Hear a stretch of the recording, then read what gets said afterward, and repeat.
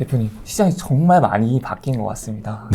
강남도 10억씩 떨어지는 어마무시한 일들이 일어나고 있는데 23년 지금 이 시점에서 고점 대비 얼마 정도 떨어진 걸까요? 기간을 1년 정도로 해가지고요. 이제 지역별로 뭐 특강도 단위에서 지금 얼마 정도 떨어졌는지 이렇게 보시면 서울 같은 경우가 이제 지난 1년 동안에 한 12.4% 정도. 와. 네, 세종이 22.3%, 뭐 인천이 21%. 그 정도 이제 가격이 많이 떨어졌죠. 좀 적게 떨어진 지역들도 있고요. 강원도 같이 뭐 2.8%, 뭐 이렇게 이제 떨어진 지역들도 있는데 여러분들이 많이 관심을 가지고 계시는 수도권 같은 경우에는 많이 떨어진 상황이고요. 이게 지역별로 편차가 심해서 강남이라든지 뭐 서초, 용산 이런 곳은 지난 1년을 보더라도 많이 안 떨어졌어요. 특히 용산은 정말 많이 안 떨어졌네요. 2%도 안 떨어졌어요. 네. 근데 이제 서울 안에서도 좀 많이 떨어진 곳 같은 경우에는 뭐 서대문구 같은 경우가 이제 한 15% 정도 이렇게 이제 떨어진 곳들이 있고요. 우리 이제 그 이야기 많이 하잖아요. 이제 좀 단단한 곳들이 위기에도 잘 버틸 거고 외곽부터 이제 깨지기 시작할 거다 뭐 이런 이야기들을 이전에 많이 했었는데 실제로 지금 뭐 도봉구라든지 노원구, 뭐 강동구 뭐 이런 곳들이 많이 깨지고 있고요. 의외로 통파가 많이 깨졌어요. 그리고 이제 이건 매매 가격인 거고 이제 전세로 한번 전환해서 보면 지난 1년 동안에 많이 빠진 데들이 이제 또 이제 반대가 돼요. 강남이라든지 뭐 서초, 동작구, 성동구 이 중심지 안에서 전세 가격이 많이 떨어졌어요. 좋았던 지역의 전세가 많이 떨어졌네요. 그렇죠. 이게 그냥 심플하게 이야기하자면 그 가격을 이제 감당을 못하는 거죠, 전세로. 워낙 비쌌으니까. 네. 투자는 뭐 이렇게 조금 더 무리해서라도 이렇게 들어갈 수 있는데 전세는 완전히 실거주니까 이제 금리 영향을 조금 더 심하게 받는 게 아닌가 이렇게 보고 있습니다. 그럼 실제 이렇게 가격이 빠지긴 했지만 그래도 여전히 좀 비싸다는 생각이 드는 것 같아요. 왜냐면 월급을 모아서 집을 한 채가 사는 게 한 채 사는 게 너무 어렵다 보니까. 현실적으로 월급을 모아서 강남의 아파트를 산다 그런 분들은 이제 굉장히 극소수가 되겠죠. 지금 이제 매매 가격만으로 놓고 보면 지금 강남 같은 경우에 평당 가격이 지금 서초구 같은 경우에 평당 7천만 원이 넘어 있어요. 평균 가격. 저거를 이제 뭐 8사 기준으로 보면 타기가 본다면 쉽지가 않죠. 평당 뭐 7천만 원대니까 거의 20억이 넘어가는 20억 넘어가는 금액이 들어가야 되는 거죠. 지금 뭐 강남도 마찬가지고요. 그러면 매수 심리도 좀 많이 떨어지고 있는 지금 추세인데 앞으로의 집값의 행방은 좀 어떻게 될 거라고 예상하시나요? 이제 시작인 거죠.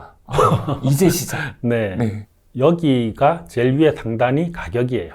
그러니까 위에가 파란색이 이제 매매 가격이고 빨간색이 이제 전세 가격인데 매매 가격이 이제 고점에서 4,300 정도. 서울 전체 평균이 전세 가격이 뭐 2,000대를 넘어서 가고 있다가 지금 현재는 많이 빠졌죠. 많이 빠져서 뭐 3,700, 뭐 1,700 요런 선까지 내려와 있는 상태고요. 저희가 이제 그 서비스 하고 있는 지표 중에 시장 강도라는 게 있어요. 여기 주황색 선이 이제 전세고 청록색 선이 이제 매매예요. 지금 이 시장 강도 같은 경우는 어떻게 이해하시면 되느냐면 가격 상승의 강도라고 보시면 돼요. 가격 상승의 강도. 그러면은 0보다 밑에 있으면 가격이 떨어지고 있는 거죠. 떨어지고 있다. 그리고 0보다 위에 있으면 가격이 오르고 있는 거예요. 근데 이제 지금 요 시기를 보시면 청록색보다 이제 오렌지색이 위에 있죠.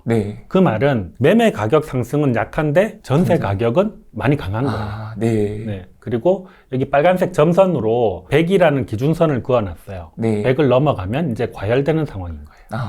그러면 저 시기에는 지금 해당 요 시기에는 전세 가격은 과열이 돼서 많이 올라가고 있지만 매매 가격은 많이 안 올라가고 있구나 이렇게 보시면 되죠. 지금 뒤집어서 현재 상황으로 놓고 보면 매매 가격이 이렇게 마이너스 한 155 정도 이렇게 돼 있는데 전세는 마이너스가 300이 넘었어요. 마이너스 300이요?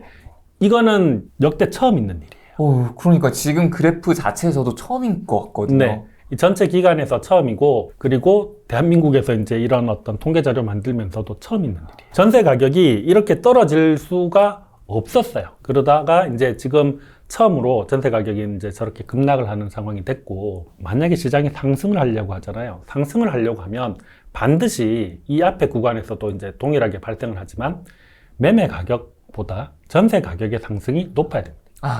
지금 전세가 마이너스 300을 넘어갔는데 이게 매매 상승보다 더 높은 수치로 올라와야 된다는 거예요? 그렇죠. 그렇게 돼야 이제 이 시장이 좀 정상적으로 돌아갈 수 있는 상황이 돼요. 근데 이게 보시면 이 지수 같은 거는 한 달, 두 달 사이에 이게 갑자기 뭐 플러스가 됐다가 마이너스가 됐다가 그러지 않거든요. 네. 천천히 가요. 그렇죠. 몇 년을 두고 이렇게 천천히 방향이 이제 정해지게 되는 건데, 지금 떨어지기 시작해가지고 이제 아직 이 매매를 따라잡으려면 네. 예, 시간이 한참 더 많이 필요하지 않을까 이렇게 보고 있습니다. 근데 이렇게까지 많이 떨어지게 된 이유가 있을까요? 가장 심플하게는 네. 본래 예전에는 전세 가격이 저렇게 안 떨어졌던 이유가 대출이 없었어요.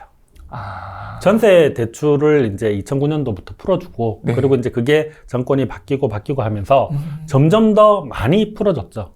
이제 예를 들어서 강남에서 한 7, 8억 전세를 이제 살겠다 하시는 분들도 또 그간에 이제 금리가 워낙 쌌으니까 그냥 편하게 대출을 써서 이제 맞아요. 전세를 들어왔던 거죠. 근데 이제 지금 금리가 오르면서 네. 이걸 이제 감당하기가 어려워지니까 다 빠지는 거예요. 아. 저기 전세를 전부 다 대출을 안 내고 만약에 가지고 있었다, 그럼 당연히 버티겠죠. 아, 그쵸. 이 정도로 빠지지는 않았겠죠. 네. 어떻게 보면 금리에 대한 영향도 좀 많이 있을 것 같습니다. 그렇죠. 일단 금리 관련해가지고 뭐 간단한 설명을 조금 드리도록 하겠습니다. 첫 번째로 이제 금리를 놨어요.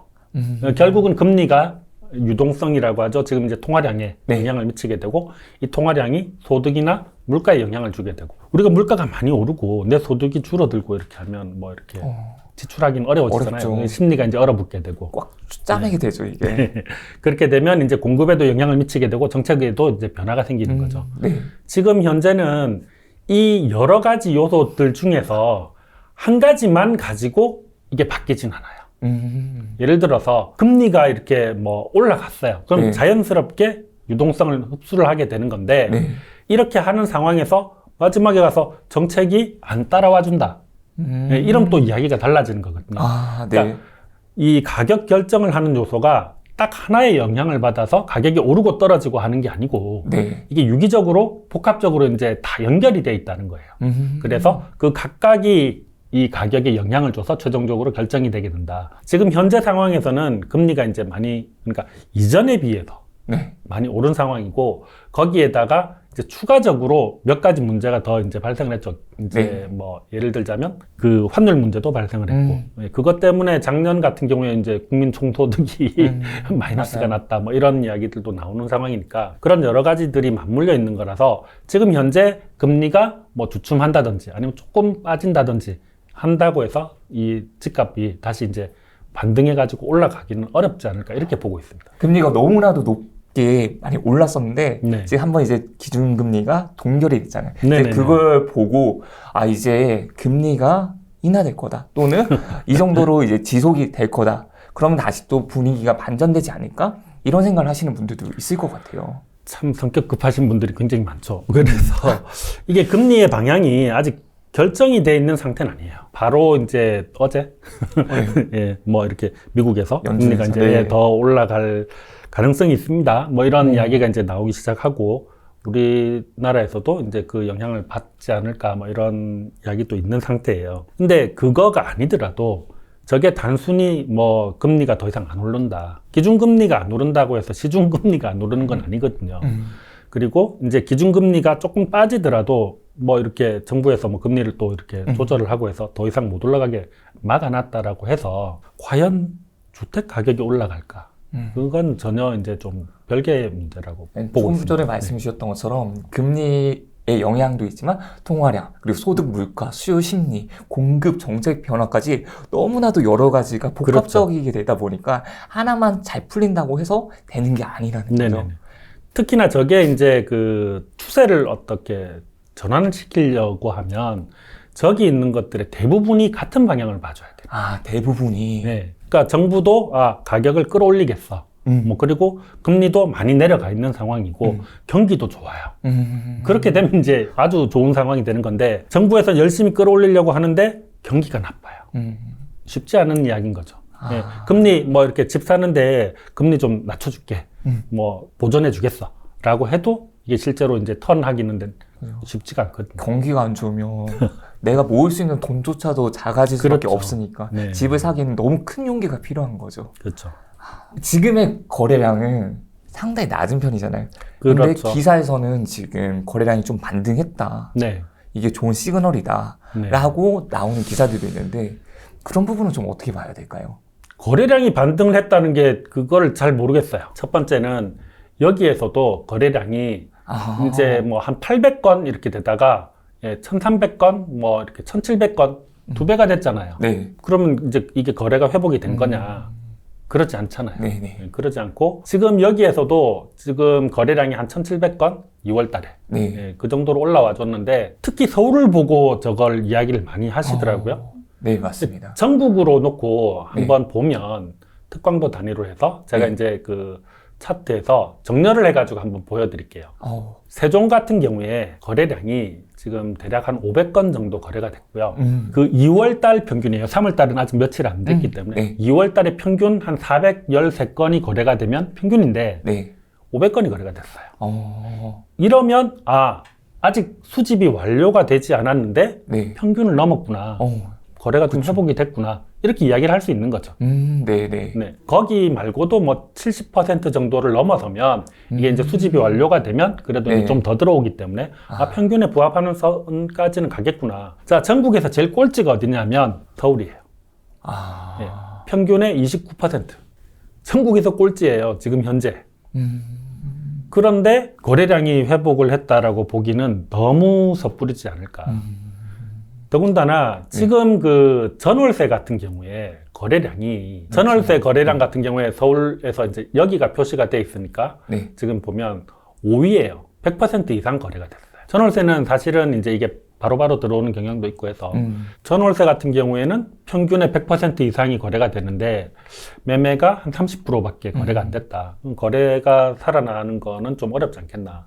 그리고 건수 자체를 보면 18,000건이에요. 이게 뭐 한 1,700건 뭐 이렇게 1,756건 오늘 기준으로 해가지고 저 정도 거래량이 들어왔다고 해서 서울이 반등을 했다라고 보기는 좀 어렵지 않을까. 오늘 촬영 날짜가 23년 3월 9일입니다. 아직까지 3월 초라고 보면 될 것 같고 2월 달에 그런 거래량 같은 게 다 취합이 되지는 않았을 거예요. 이번 달 말 정도가 돼야지 아마 2월 거래량이 완벽하게 다 취합이 되지 않을까 싶습니다. 그렇죠? 네네, 맞습니다. 이번 달 말이 돼야 2월 달에 거래량이 이제 정리가 되는 건데 지금 상태에서 100%를 넘긴 곳도 있는데 저 정도를 가지고 거래량이 이제 좀 회복했다 이렇게 보기는 좀 어렵지 않을까 그렇게 생각이 듭니다. 그럼 거래량이 제일 중요해요. 그러면 그래도 거래량을 보면 좋은데 그래도 하나 더 또는 두 개 더 좀 추가 지표로서 좀 봐줄 만한 게 있을까요? 저희가 만들어서 핸들링하는 모든 데이터가 저것 때문에 있는 거예요. 강도. 시장 강도. 가격이 상승하기 전에 반드시 이게 먼저 움직인다라고 보고 있거든요. 그러니까 추세라고 생각을 하시면 실제로 시장 강도 추세가 꺾이기 시작한 거는 2020년 하반기부터 떨어지기 시작했어요. 가격은 그것보다 거의 1년 뒤부터 이제 떨어지기 시작하는 거예요. 저희는 이제 그렇게 판단하는 거죠. 만약에 이 시장 강도가 지금 이제 마이너스 뭐 150, 160 이렇게 돼 있는 상태인데 0에 부합하는 상태가 되면 시장이 굉장히 빠르게 이제 회복을 하고 있다. 그리고 가격이 오르고 있지는 않지만 추세가 전환했다라고 이제 미리 판단을 할 수가 있거든요. 그리고 이제 덤으로 이렇게 한 가지 더 이렇게 말씀드리자면 입주 물량을 이제 향후에 이 지역에 이제 어느 정도의 숫자가 입주가 이루어지느냐 하는 것도 굉장히 중요하죠. 공급까지. 네네. 근데 입주 물량을 보실 때 이제 조금 공부를 많이 하신 분들은 대충 내용을 아시는데 이제 아직 이제 공부하신 지 얼마 안 되신 분들한테 이제 조금 조언을 드리자면 입주 물량을 분석하실 때 지금은 하셔야 되는 거가 입주 물량 그 각각 개별 아파트의 위치를 다 확인을 하셔야 돼요. 입주 물량이 시내 중심지에 들어오는 것과 시 외곽에 들어오는 거는 주는 영향이 다르거든요. 그리고 또 한 가지가 지금은 이제 이 가격 규제가 좀 풀려 있는 상태예요. 불과 몇 년 전까지만 해도 정부에서는 뭐 이렇게 분양가 자율제로 한다라고 하지만 허그에서 이제 가격을 눌러놨죠. 맞아요. 그래서 재개발이나 재건축 이제 분양할 때도 이 분양가를 허그랑 협의를 봐야 되는 그런 상황이었거든요. 그러다 보니까 분양되는 가격이 낮았는데 지금은 아니에요. 특히 그 민간에서 자체적으로 어떤 사업장을 확보해가지고 돌리는 경우에 분양 가격이 굉장히 많이 올라가 있어요. 그러면 이제 주변에 있는 아파트보다 새로 들어오는 아파트의 가격이 너무 높은 상황이 발생하는 거예요. 이건 100% 비분양 나죠. 사실 건설사도 알고 그게 이미 가격에 녹아 있어요. 그런 상황이기 때문에 이게 들어왔을 때 미분양이 발생을 할 것 같고 뭐 이런 것들을 어느 정도 이제 준비를 하실 필요가 있는 거죠. 그래서 입주 물량을 확인하시고 입주 네. 물량을 보실 때는 분양 가격과 그 위치를 확인하시는 게 중요할 것 같다. 네. 이제 무주택자분들은 지금 시기가 아주 좀 혼란스러워할 수도 있을 것 같아요. 왜냐하면 집값이 내리고 있으니까. 그리고 내가 봤던 가격보다 지금의 가격이 저렴하니까 네. 이걸 사야 되는지 기다려야 되는지 어떻게 해야 되는지 좀 많이 혼란스러워하실 수 있을 것 같아요. 무주택자고 이제 내가 집을 구매를 하려고 준비를 하고 있던 사람이다라고 하면 사실 지금은 정말 이제 좋은 패를 들고 있다라고 하는 거가 전세도 가격이 떨어지고 있고 매매도 떨어지고 있단 말이에요. 전세 더 싸게 들어가서 언제든지 내가 원하는 때에 이걸 턴을 할 수 있어요. 전세 우리가 보통 들어가면 뭐 2년 계약이라고 생각을 하잖아요. 네. 그러면 지금 2년 안에 이게 턴을 할 건가 말 건가를 봐야 되는 거예요. 지금 당장을 놓고 보면 이제 하락이 시작이 된 지가 실질적으로 가격으로 놓고 보면 거의 1년이 조금 지난 거예요. 아, 1년이 조금 지난 거군요. 네. 근데 지금 1년이 조금 지났는데 그러면 2년 안에 이 가격이 다시 이제 상승으로 턴을 해가지고 올라갈 수 있을 것이냐 하는 것과 관건인 거잖아요. 맞습니다. 현실적으로는 좀 안 쉽다라고 보고 있어요. 그러니까 이미 1년 이렇게 왔고 나머지 2년 기간 안에 이제 시장이 완전히 턴을 해줘야 되는데 이 턴을 해줄 때는 앞에 이제 제가 뭐 금리라든지 정책이라든지 이런 것들을 이야기를 드렸잖아요. 금리가 이제 이전처럼 많이 내려가서 거의 뭐 양적 완화의 그런 어떤 유동성을 완전히 이렇게 공급을 해줄 거냐 뭐 그런 문제도 있고 두 번째로는 이미 올라간 거가 너무 많이 올라간 상태이기 때문에 이 조정받고 시장이 그 가격을 인정하는 데까지 시간이 필요해요. 이거는 사람의 심리에 관한 문제이기 때문에 사람 마음이 그렇게 하루 이틀에 변할 수가 없어요. 네, 10억, 예를 들어서 10억짜리 아파트가 5억에 됐다고 해서 이걸 인정하느냐 인정하지 않느냐는 사람의 마음인 거잖아요. 그렇죠, 그렇죠. 이걸 인정을 못하게 되면 조금 더 내릴 수가 있는 거고 이걸 인정을 하게 되면 다시 거기서 이제 좀 바닥을 다지게 될 거고. 그리고 제일 큰 거는 그거예요. 제가 이제 말씀드리는 심리는 집을 사면 돈이 되더라. 제가 이제 2015년도 상황을 앞에 이제 잠깐 설명을 드렸는데 굉장히 명확한 시그널이 왔음에도 불구하고 사람들이 집을 잘 안 샀어요. 오를 거라는 생각을 많이 하지 않으니까. 제가 이제 조카가 16년도 뭐 이렇게 17년도 해가지고 결혼을 했어요. 네. 그때 이제 형님한테 그 이야기를 했거든요. 애들 집을 사줘라. 네. 16년도, 17년도면 시기적으로 굉장히 좋은 시기인데. 집사기 너무 좋은 시기였죠. 네, 형님이 그때 딱 아주 강력하게, 짧고 강하게. 아니다. 서울의 집값이 오를 리가 없다. 그게 사람들이 이제, 서울의 집값은 끝났어. 라고 믿고 가는 기간이 제법 길었어요. 지금 여러분들 대부분이 아직은 이게 조금 더 가지 않을까. 이런 생각하시는 분들도 많아요. 그런 상황에서는 이게 반등 안 온다고 봐요. 왜냐하면 언제든지 이게 다시 불꽃이 다시 튈 수 있는 상황이면 이건 하락도 아니고 조정도 아니에요. 그냥 대기 상태인 거지. 근데 지금 이제 하락으로 접어들었단 말이에요. 하락으로 접어들었고 그러면은 그런 심리도 시간을 두고 차츰 꺾여야 이게 시장이 다시 정상적으로 돌아올 수 있어요. 어떻게 보면 기다려야 된다고 말씀을 주셨는데 그럼 그 기다릴 때 지표라든지 이런 거 시그널이라든지 이런 걸 볼 수 있으면 좋을 것 같은데. 근데 앞에 지표는 앞에서 제가 이제 설명드렸던 것처럼 거래량이라든지 뭐 시장 강도라든지 이것만 보시면 돼요. 어차피 이 데이터가 부동산에 관련된 데이터는 늦게 만들어지고 뭐 빨라야 일주일 열흘에 한 번 나오는 거란 말이에요. 그리고 이제 방향이 한번 정해지면 잘 안 변하기 때문에 매일 들여다볼 필요가 없어요. 그거보다는 지표는 이제 거래량이라든지 시장 강도를 보시고 정부에서 제공하는 어떤 지원책들을 많이 찾아보시는 게 어떤가 싶어요. 예를 들자면 이런 거예요. 전세 자금, 우리 이제 전세 대출을 받잖아요. 이게 소득이 좀 이렇게 일정 수준 이하로 낮은 경우에는 이자를 지원을 해줘요. 지자체에서. 네. 네, 그게 이제 지금도 2% 정도 지원해줘요. 그럼 작년, 재작년 같은 경우에는 전세자금 대출 이자가 2%였기 때문에 2% 지원받으면 대출을 받는데 이자를 한 푼도 안 내도 되는 거예요. 지금도 있어요. 근데 이제 그런 지원책들이 많이 있는데도 불구하고 별로 관심이 없어서 이제 그런 어떤 기회들을 놓치는 경우들이 있기 때문에 현재 무주택자이고 특히 그 중에서 이제 신혼부부다. 그렇게 하시면 제공되는 혜택들이 굉장히 다양하게 나와요. 그러니까 그런 것들을 이제 하나하나 꼼꼼히 챙겨서 내가 어떤 혜택을 볼 수 있구나. 금융 혜택은 어떤 것들이 있고 이게 정부에서 해주는 혜택이 있고 네. 지자체에서 해주는 게 있어요. 네. 그러니까 이제 그런 것들을 하나씩 다 찾아가면서 챙겨보시는 게 어떨까 싶습니다. 이걸 정부 혜택이라든지 지자체 혜택을 챙겨보면서 좀 기다려보면 되는 거겠네요. 네네네. 보통 주식에도 명언이 있지만 무릎에서 사서 어깨에서 팔라는 명언이 있잖아요. 네네. 집 가격에서 네. 무릎과 어깨는 좀 어떻게 파악할 수 있는지가 궁금하더라고요. 제가 이제 그 무릎에 사는 거는 사실은 부동산은 굉장히 쉬운 편이에요. 그게 예전에는 부동산을 무릎에서 특히 이제 아파트 같은 경우에 이제 뭐 토지는 이야기가 좀 다르지만 아파트 같은 경우에는 무릎에 사기가 좀 쉬웠던 거가 시장 상황만 좀 남들보다 빠르게 파악을 하면 지금 시장이 턴을 했고 올라가는구나. 이걸 알 수 있었어요. 근데 이제 그때만 해도 이제 이런 데이터들을 확인해가지고 뭘 하기가 어려웠으니까 실질적으로 이제 거의 대부분 운에 기대서 사고 보니까 올랐더라.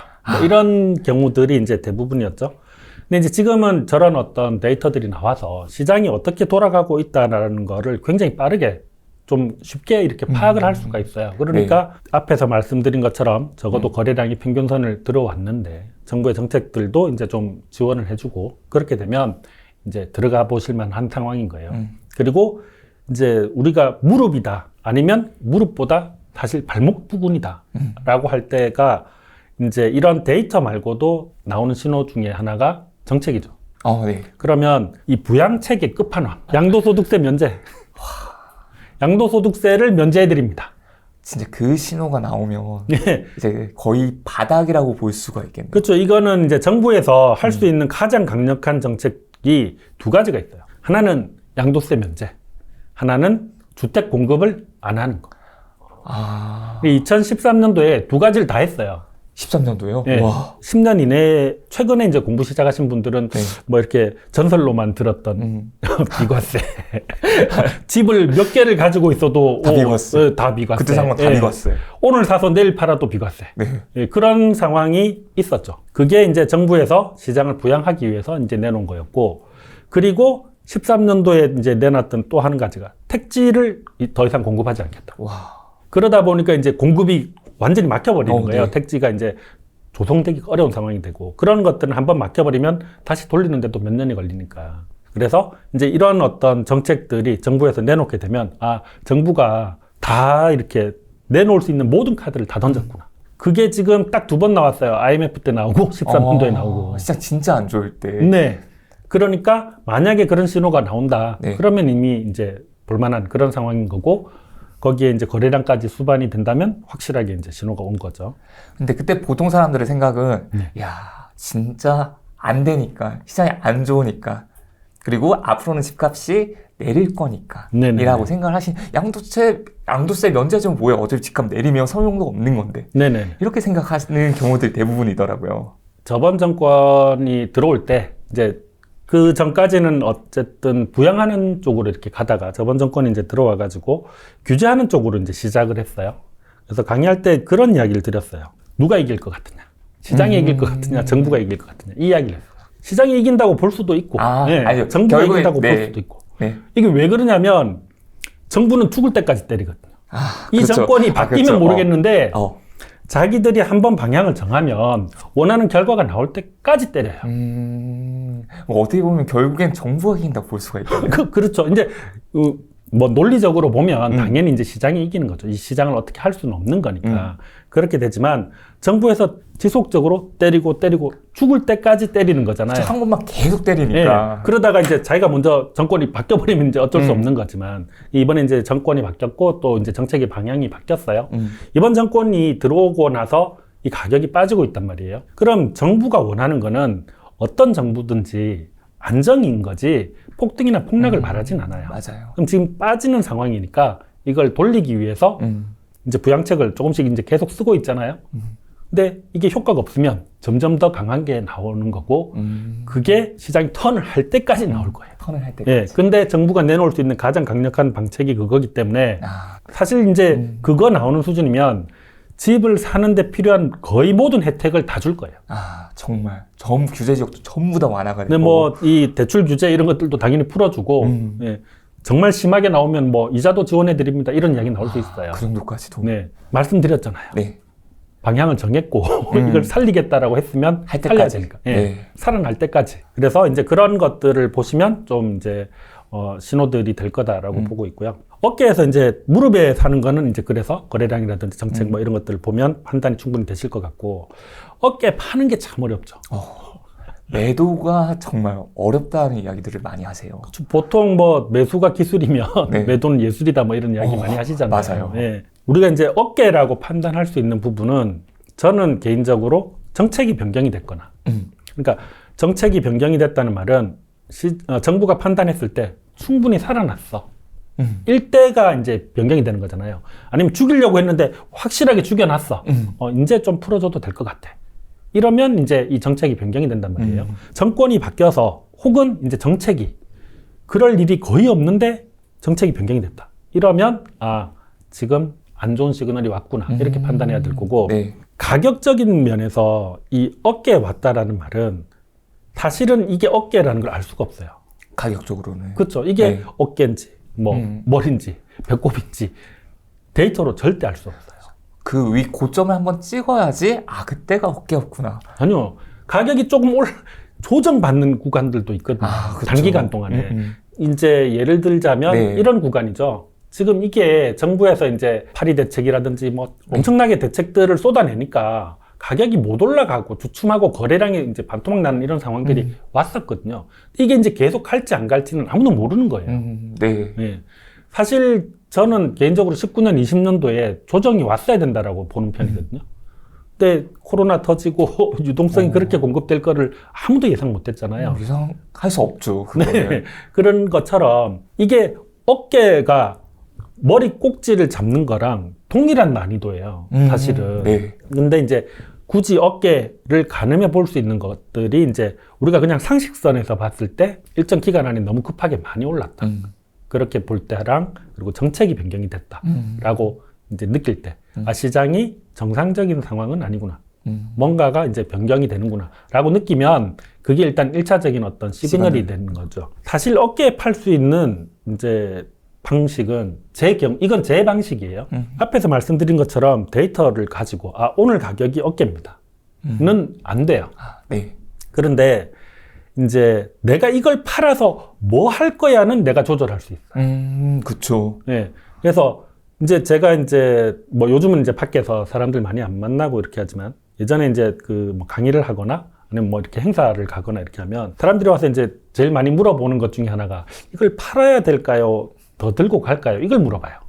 그러면 제가 이제 그 뭐라고 말씀드리냐면 이걸 팔아서 뭐 할 건데요를 물어봐요. 팔아서 뭐 할 건데요를 탑하는 분은 팔 생각이 있는 거예요. 그리고 실제로 팔 수 있어요.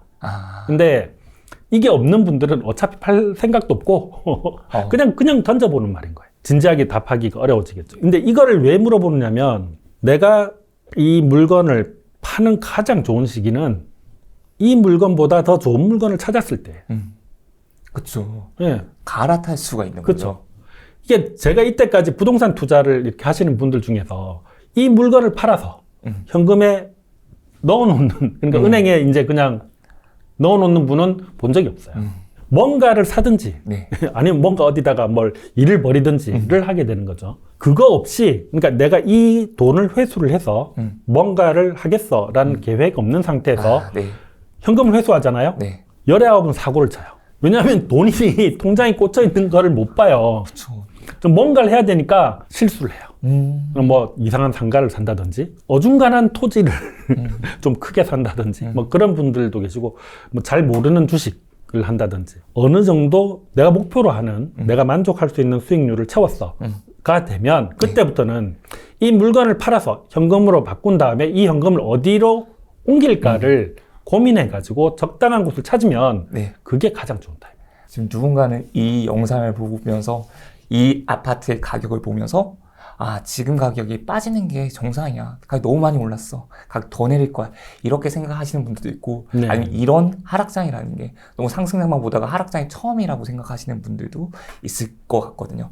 그러면 하락장이 좀 처음이신 분들한테 좀 조언을 해주신다면 좀 어떻게 말씀해 주실 수 있을까요? 50대 정도면 하락장을 이제 경험해 보셨을 가능성이 이제 좀 있죠. 그러니까 시장에 직접 참여를 해서 내가 집을 샀다든지 아니면 뭐 전세라도 이렇게 들어가 있다가 어떤 변화를 경험을 해봤다. 그게 이제 금융위기 때고 이제 그 이전에는 뭐 IMF 때겠죠.